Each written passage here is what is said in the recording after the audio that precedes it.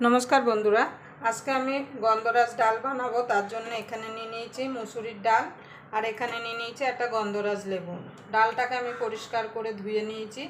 आमी मुसुरिर डाल दिए गंधराज डाल बानाबो। आपनारा चाइले मुग डाल दिएও किन्तु गंधराज डालटा बानिये निते पारेन। एई गरमे माछ मांस खेते इच्छा ना करले आपनारा एइभाবে गंधराज डाल एकबार बानिये খেয়ে দেখবেন গরম ভাতের সঙ্গে খেতে কিন্তু দুর্দান্ত লাগে। এরকম গন্ধরাজ ডাল থাকলে কিন্তু আর কোনো কিছু লাগবে না।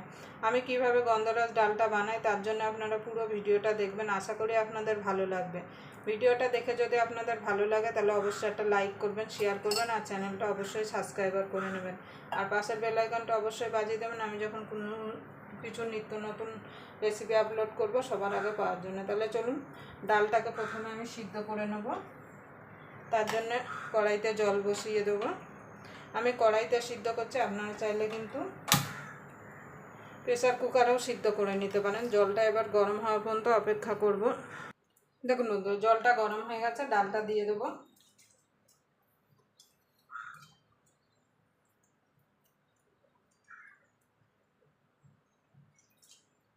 আমার এটা ভাঙা মুসুরির ডাল তো সিদ্ধ হতে একদমই সময় লাগবে না, যার জন্য আমি কড়াইতে করছি।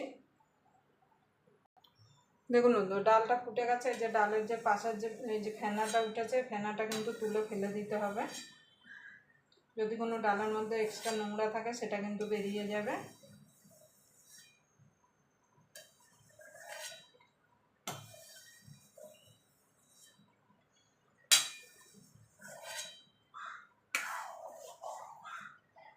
আমি কিন্তু নুন হলুদ কিছুই দিইনি। ডাল সিদ্ধ হওয়ার পরে কিন্তু আমি নুন হলুদ দেব। দেখুন বন্ধু ডালটা সিদ্ধ হয়ে গেছে। এবার দিয়ে দেব স্বাদ মতো নুন, হলুদ গুঁড়ো, খুব বেশি হলুদ গুঁড়ো দেব না।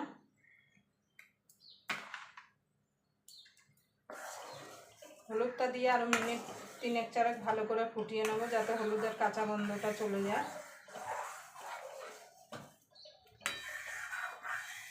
এই ডালটা রান্না করা যেমন সোজা, খেতেও কিন্তু দুর্দান্ত লাগে গরম ভাতের সঙ্গে। এই গরমের মধ্যে যা গরম পড়েছে মাছ মাংস খেতে একদমই ইচ্ছা করছে না।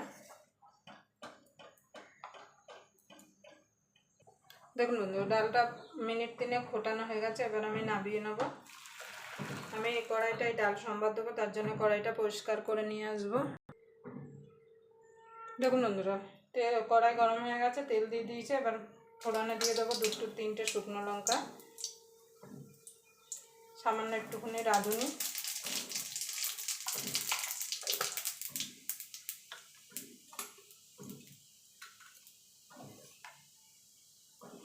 এবার ডালটাকে ঢেলে দেবো।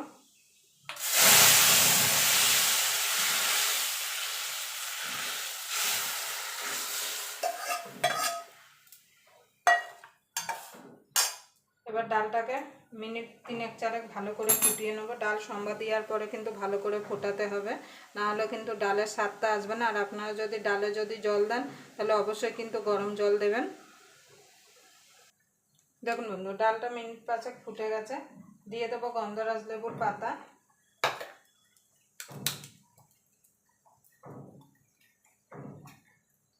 দিয়ে দেবো গন্ধরাজ লেবুর স্লাইস, আর দিয়ে দেবো গন্ধরাজ লেবুর রস। দিয়ে বেশিক্ষণ ফোটাবো না, তাহলে কিন্তু তিতা হয়ে যাবে। দিয়ে কিন্তু গ্যাসটা নিভিয়ে দিতে হবে। আপনারা অবশ্যই এই গরমে এইভাবে একবার গন্ধরাজ ডাল বানিয়ে খেয়ে দেখুন। আর অন্য কোনো ডাল কিন্তু খেতেই ইচ্ছা করবে না। এবার আমি গ্যাসটাকে নিভিয়ে দেবো। এবং কালারটা দেখুন কত সুন্দর এসছে দেখুন।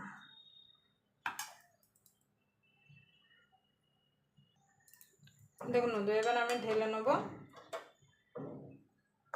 আবার আপনাদের সঙ্গে কোনো নতুন রেসিপি নিয়ে দেখা হবে। ততক্ষণ পর্যন্ত আপনারা ভালো থাকবেন, সুস্থ থাকবেন।